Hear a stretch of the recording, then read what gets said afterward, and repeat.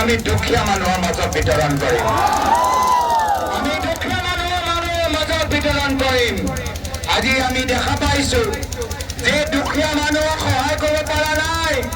হিমন্ত বিশ্ব শৰ্মা ডাঙৰীয়া এতিয়া নিজে ঘৰৰ প্ৰতি মুখ্যমন্ত্ৰী হৈ গৈছে আৰু সেইকাৰণে ৰাহুল গান্ধী ডাঙৰীয়া কেতিয়াবা প্ৰশ্ন কৰে যে যি অসমত ইমান নিবনুৱা সমস্যা, যি অসমত ইমান মূল্য বৃদ্ধিৰ সমস্যা, যি অসমত চৰকাৰ ইমান ধাৰণা হৈ আছে, সেই অসমত মুখ্যমন্ত্ৰী হিমন্ত বিশ্ব শৰ্মা ডাঙৰীয়া কৰৰপতি মুখ্যমন্ত্ৰী কেনেকে হৈ গ'ল তাৰ উত্তৰ আমাক লাগিব।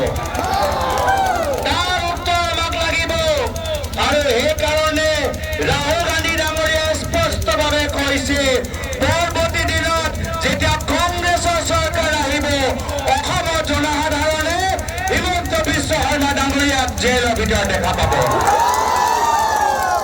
এয়া মোৰ কথা নহয়, এয়া মাত্ৰ ৰাহুল ডাঙৰীয়াৰ কথা নহয়, এয়া কথা